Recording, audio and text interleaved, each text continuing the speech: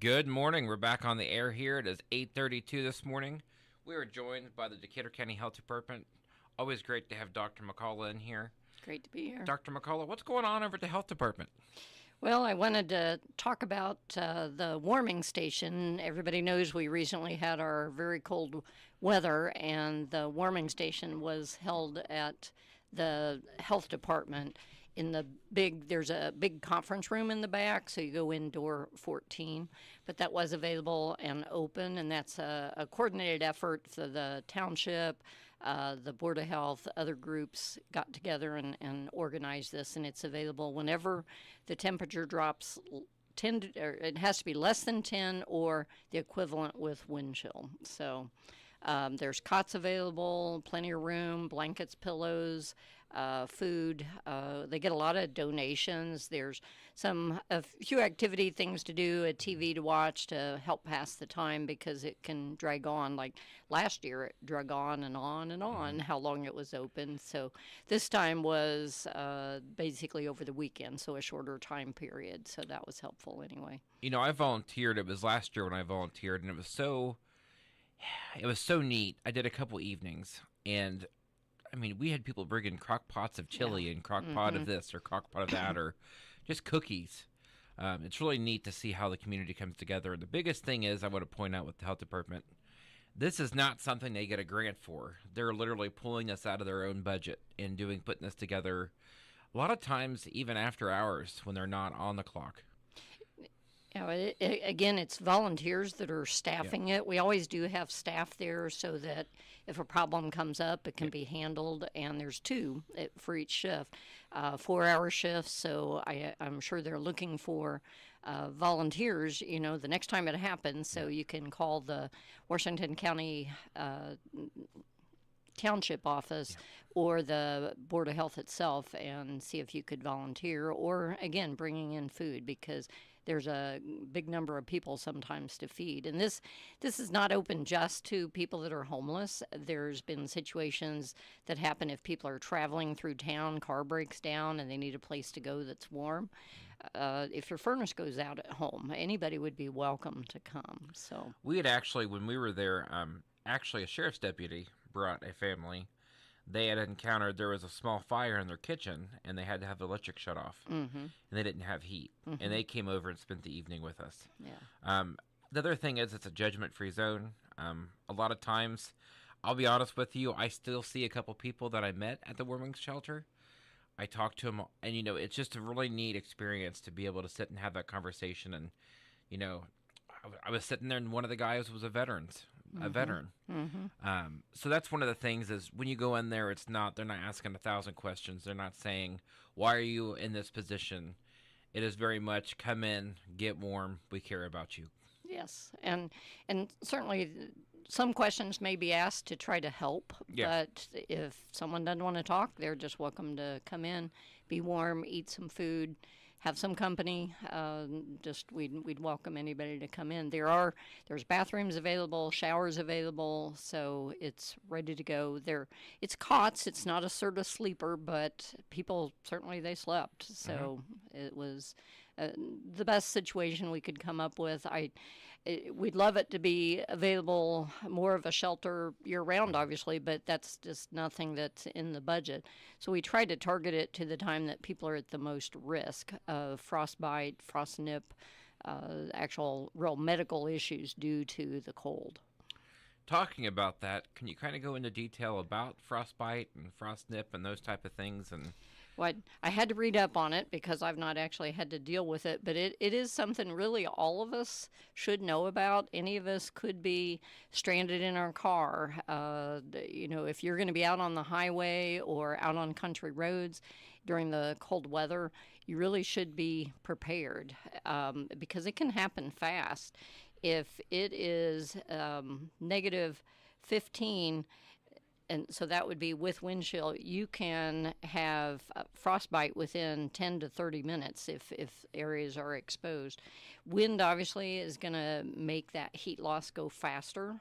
So that's why the term wind chill came up. And the National Weather Service, who knew until I read up on this, they actually have a chart that you can look at how fast you will get frostbite. Really?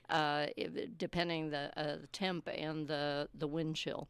0 or below, you just should figure you got 30 minutes, and you better be figuring if you've not taken precautions, you may be getting frostbite. It's obviously worse if you're dehydrated, if you have diabetes. Some people have circulation issues called peripheral arterial disease, particularly to their feet or legs. Maybe their circulation may be compromised, so those people are going to be at higher risk. Wearing tight clothing can make you at higher risk. Alcohol, drug use, obviously people may not be as aware of how cold they actually are. But the other people to really think about, the young or the elderly. So oftentimes families are traveling during the holidays, little kids, they need to be prepared, extra blankets, have everybody have their gloves.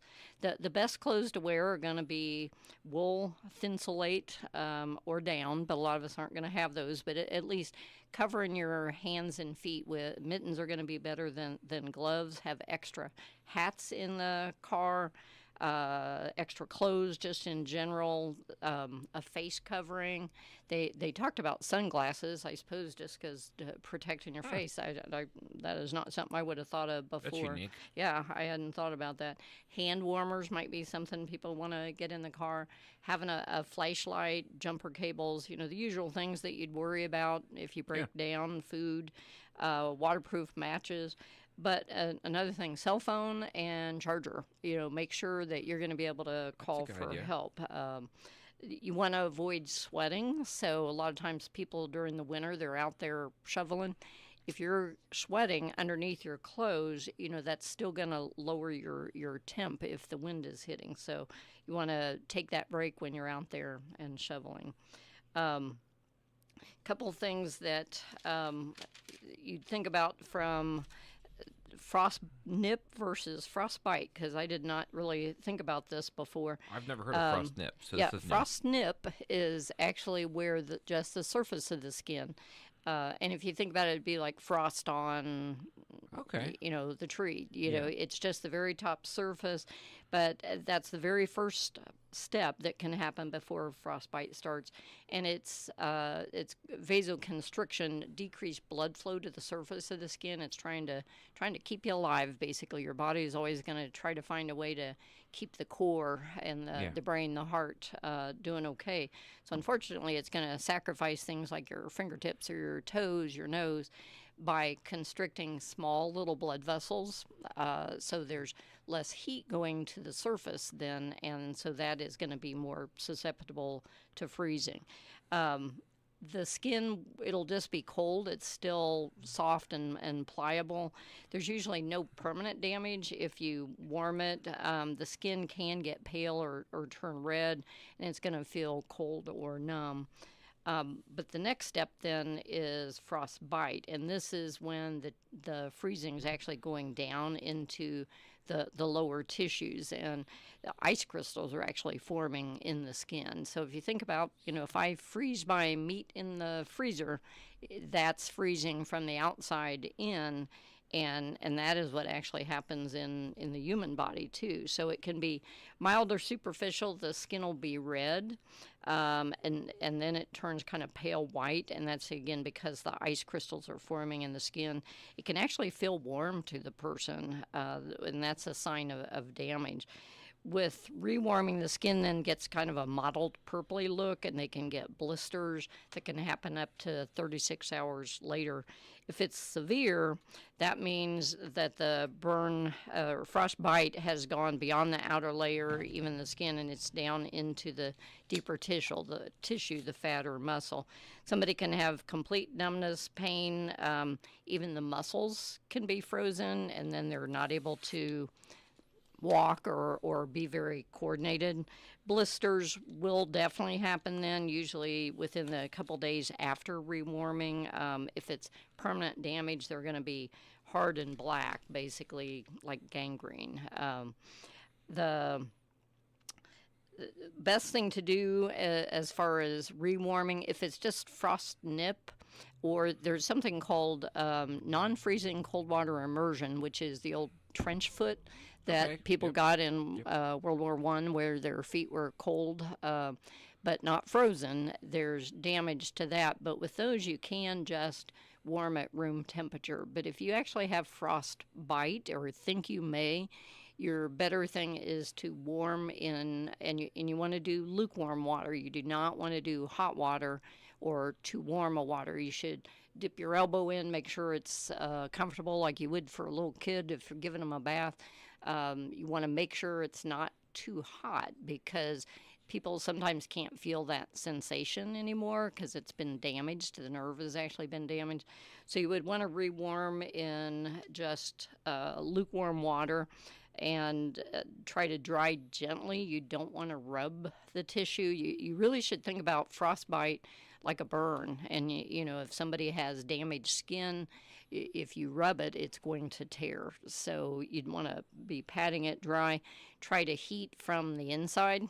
Warm drinks would actually be beneficial to get that circulation moving. Anti-inflammatories or Tylenol, an anti-inflammatory like ibuprofen, if somebody's allowed to take that, able to, then that would actually work better than the Tylenol for any pain. And then, of course, seeking medical help. If you think you've really had frostbite, you want to do the immediate rewarming. You also, and this was another thing that I thought was interesting, you don't want to rewarm and then let it get frozen again, because that is apparently much worse in terms of causing tissue damage. So you want to make sure you're taking care of that area and not letting that happen again. So another thing that can happen, of course, is just hypothermia. Even if you don't actually freeze anything, if your body core temperature gets to be less than 95 degrees, that's considered hypothermia. And that can cause heart attacks, heart damage, kidney damage, liver damage, can even kill people, certainly. People can start shivering, they're exhausted, they can get confused, memory loss, fumbling. And again, older people are more prone, so if somebody's heat is out in their house, they can even become hypothermic, just based on that. So the colder it is, the more likely it is to happen. So again, trying to make sure to dress in layers. If somebody's heat is out, they've got to be careful of keeping the kids warm. So, and hypothermia out in 32-degree weather, if you're out there without protection, you can become hypothermic within 30 to 60 minutes.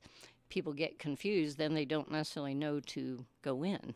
So that's a good point. Yeah. So another thing, there's a chart for hypothermia that you can find online for how fast that can happen too. It's amazing all the things you can find. If you do come upon somebody who is hypothermic, you would really want to call for help, try to start CPR if you know how to do that, and hopefully everybody does know how to do the compression-only CPR, because until somebody is warmed up, you cannot say that they're not savable. So you would want to be calling for help. But the biggest thing is, certainly trying to avoid getting into any of those situations. Watch the weather forecast. I think everybody knew the weather was coming, that it was going to be cold. You want to avoid getting wet, avoid metal contact, and then dress for that weather. Just be ready for it. Watch for travel advisories, and that's typically online. The radio is going to be announcing it. I'm assuming you guys were. Oh, yeah. So watch for those. If you're not somebody that pays too much attention to the weather, at least listen for those during the winter. Be on the watch for that. And if the weather is bad, if you really don't need to go out, don't be out in it. Don't put yourself or family at risk. So I think that's one of the biggest things is when it's cold out and those type of things. If you can avoid it, stay home, and stay covered up, and read a book. Yep, sounds like a plan. So. Alrighty. Anything else going on over at the library? I was going to say, So, goodness yeah. gracious, at the health department. I want to put in a plug. It is not too late for flu shots. It does take 2 weeks for flu shots to be effective, the most effect. I mean, they can start helping before that in terms of helping prevent you getting as severely ill if you get an exposure. Flu is ramping up in Decatur County. Norovirus is again something that we're seeing going around, and holiday time is when people can share more than presents. Yeah. So norovirus is a vomiting diarrhea virus, and there's always multiple viruses out there, but that one's particularly bad and can really hit the young or the elderly pretty hard. There is no vaccine for that one, but flu shot, there's vaccines. The COVID is increasing. I think Indiana, our overall rate is not doing too bad compared to the country, but they measure it partly by measuring the virus in the wastewater, and Indiana is apparently one of the highest states in the country right now, and there weren't too many, so we lit Wow. up in blue, which usually means COVID is out there and can be much more likely to go around. So with the holidays coming, I'd put in a plug for being careful. Nobody wants to kill grandma, for the holidays. So if you're sick, stay home. Anybody with sniffles or cough, certainly take precautions. Wear a mask if you're going to be around immunocompromised people or little kids, babies, older, elderly. Wash hands. Cough into your sleeve, cough into a Kleenex, and throw it away. Don't be sharing bites of food if you can keep food on your own plate. Just trying to be careful in general that you don't share that not much of a present for Christmas by making somebody else sick. So, another thing I wanted to mention, walk with a doc. We're still doing that. We are meeting every week. We moved our time to 4 o'clock because we really weren't getting people coming by after work. And then when it was the time change, it was getting dark out there. So we figured we yeah. better move up. So we now meet at 4 o'clock in the big community room at the library. They let us use that. If the weather would happen to be good enough, which I'm thinking today it might actually be, I don't know what the wind will be, but we walk on Rebecca Park Trail. There's a group of us that go. There's different abilities. Not everybody stays at the same rate. You just walk. Usually it'll be 2 people walking together so they can walk and talk. But it's a way to get some exercise. We start off first with just a short health topic talk. So they get to hear on some kind of subject. Today I'll probably talk about weather preparedness again. But we encourage people to come out if the weather is not good enough to go out, and we know that's coming, and we've done this several times now, the library's letting us use that room, and we do a walking video. There's actually the organization called Walk with a Doc has a video where a doctor is up on screen with a group of people, and you walk, do different movements, and it's a pretty good workout. But again, you can do it with any ability. People just, if they can't walk up to the speed that they build up to, you're just walking in place, but you're doing different steps, stepping out sideways, crossing, doing the grapevine sideways. You don't have to do that movement. We do have some people that they're not as agile, and they will just walk in place the whole time. And it's actually a pretty good workout. You wouldn't, until you do it, you don't think it is. But Lori Durbin was in last week with me, and she'd brought up this, and she said that these people, she said, it is. It gets them going. It gets them moving. Well, and we've actually we've had a couple people in our group that they walked very slowly initially, didn't make it very far on Rebecca Park Trail. There's seats you can stop and wait for the people to, because we'd walk out and then walk back. And so they would sit and wait for us. Well, 2 of the people in our group, they have steadily progressed because we started this during the summertime, and they have improved their balance, their distance they can walk, their strength in general, and it's just a way to help us get together and try to be healthy. I know myself, I respond to having a schedule. Yeah. So to have a time that I know I'm going to show up and we're going to do this walk, and I get to talk to people that I want to talk to, so it's kind of fun.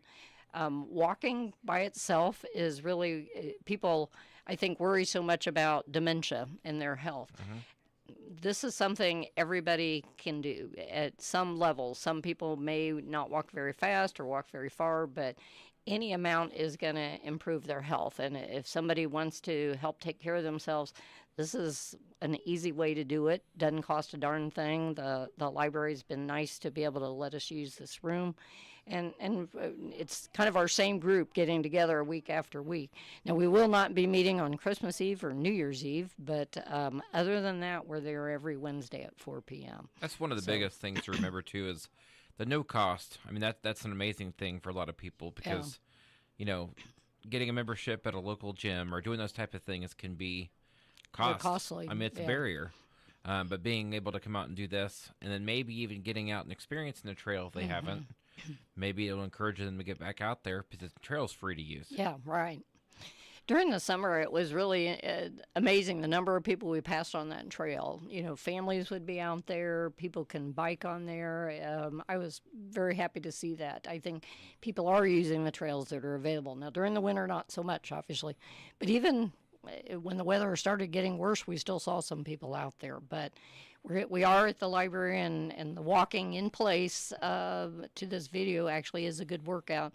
And then we also did a 15-minute chair yoga for a stretch out afterwards. So it's still about 30 minutes, so it doesn't take a lot of time. So I'd encourage people to come out and try to help Chair be yoga healthy. So seems to be getting very popular. I mean, the senior center, I think it's senior center. It's Greensburg. Yeah, they have it, I believe, on Thursday maybe. Yep. So. And then library's doing it too. And I've heard so much about it. So, well, I've done it at the Y, and it's more of a stretch than you would think, but it doesn't require, you don't have to be as flexible, you don't have to be as well at your balance. It really is based on being in the chair or standing beside the chair, holding on to it. So really, again, anybody at any level of ability really could do it. And stretching, it feels really good after you've done the walking, but keeping your joints and your muscles stretched out is another important thing for health. So. Absolutely. Well, Dr. McCullough, we're coming to the end of our segment here. Do you have any other big tips or? The only other thing I'd say, community garden, they raised 1,000 pounds of produce that they gave away. They are going to gear up again next year, so people might kind of keep that in mind. They'll always be looking for more volunteers. We're going to double the size of the garden, I think is what they had said, the people in charge. So the compost heap is still taking donations, so people can put their compost out there. They are going to be closed, obviously, at the Board of Health December 25th and the day after Christmas Day, the 26th. And then New Year's Eve day. Yeah, New Year's Day. They are open New Year's Eve, I guess. So. All right. Perfect. So next time we talk to you, it'll be in 2026. So wishing you a happy holidays and look forward to talking to you next year. All right. Thank you. Perfect. This is Tree Country. It is 8:55. We're going to go to Country Gold here in just a few minutes.